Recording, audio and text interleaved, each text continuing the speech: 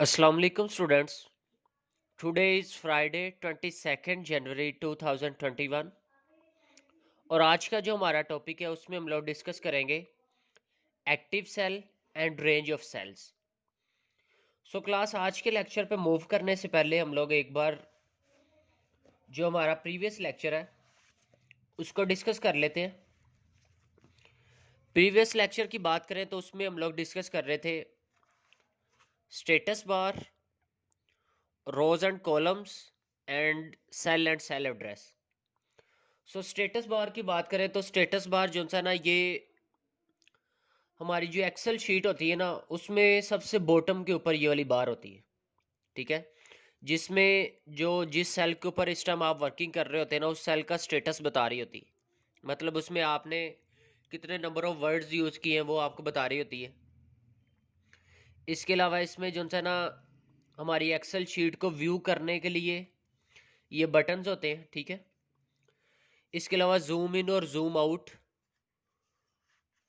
वो वाला बटन इसके ऊपर होता है। ठीक है, उसके बाद रोज एंड कॉलम जो से ना, क्योंकि जो हमारी एक्सेल शीट है ना ये इसमें जो सेल्स होते हैं ना, ये जो एक्सेल शीट है ये रोज एंड कॉलम्स में डिवाइड हुई होती है।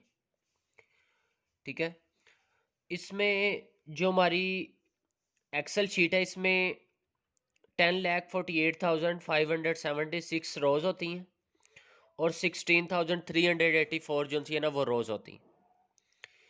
जो रोज है उनको हम लोग नंबर से डिनोट करते हैं और जो कॉलम्स है उनको अल्फ़ाबेट से डिनोट किया जाता है। उसके बाद हमारे पास सेल आता है। सेल क्या होता है, आपकी एक्सेल शीट के ऊपर ये जो एक सिंगल बॉक्स है ना इसको हम लोग सेल बोलते हैं, जो आपके पास रोज एंड कॉलम्स के कॉम्बिनेशन से बना होता है। अब हर सेल को जो है ना एक स्पेसिफिक नेम दिया जाता है। वो जो सेल का नेम होगा ना उसको हम लोग बोलते हैं सेल एड्रेस होता है, जिसको यूज करते हुए हम लोग अपने सेल के अंदर जो वैल्यूज वगैरह है उनको गेट कर सकते हैं। उनको सेल एड्रेस के थ्रू हम लोग गेट करते हैं। ठीक है, सो क्लास उसके बाद मूव करते हैं हम लोग आज के लेक्चर पे। सबसे पहले बात करते हैं एक्टिव सेल की। अब देखिए क्लास जो है ना हमारी वर्कशीट के अंदर मल्टीपल सेल्स जो से होते हैं। ठीक है, एक शीट के अंदर मल्टीपल सेल्स हो सकते हैं।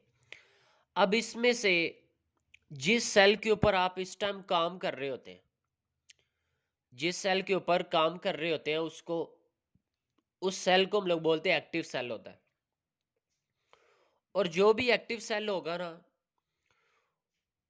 वो उसको जो सा ना ये जो सा ब्लैक कलर का बॉर्डर है ना उससे वो हाईलाइट हुआ होता है। ठीक है, मतलब उसके उसके इर्द गिर्द जो सा ना ये बॉर्डर आ रहा होता है, ब्लैक कलर का बॉर्डर आपको शो हो रहा होता है। बाउंड्री जो है वो बाउंड्री उसके अराउंड होती है, जिससे हमें ये पता चल रहा होता है कि ये जो सेल है ना वो एक्टिव सेल है। ठीक है, तो जिसके भी आपके पास अराउंड में डार्क बाउंड्री आपको नजर आएगी उसको हम लोग बोलते हैं वो एक्टिव सेल होता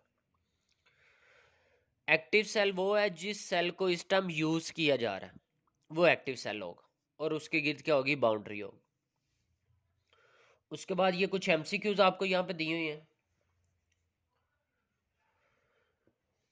N M S Excel document is called, M S Excel document को क्या कहा जाता है, वर्कबुक, वर्कशीट या वर्ड पैड।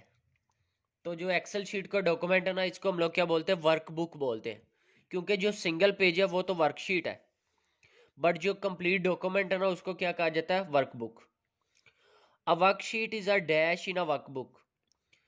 किसी भी वर्कबुक के अंदर जो वर्कशीट है वो क्या होती है, वो वर्कशीट होती है हमारे पास एक सिंगल पेज।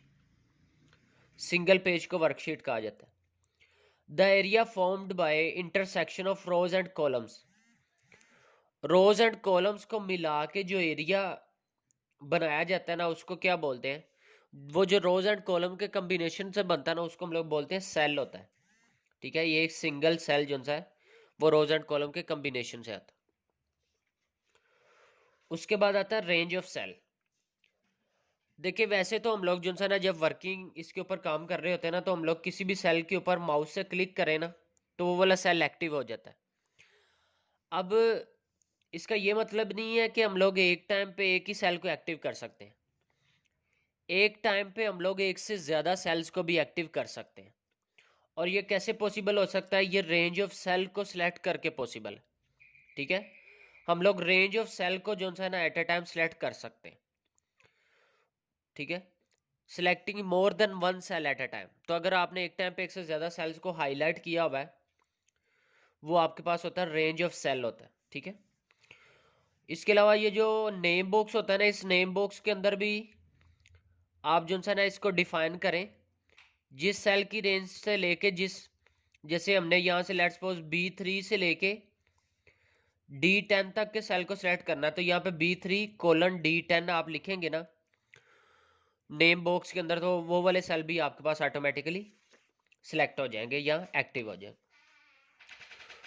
सो क्लास यही हमारा आज का लेक्चर था, जिसमें हम लोगों ने एक्टिव सेल और रेंज ऑफ सेल को डिस्कस किया।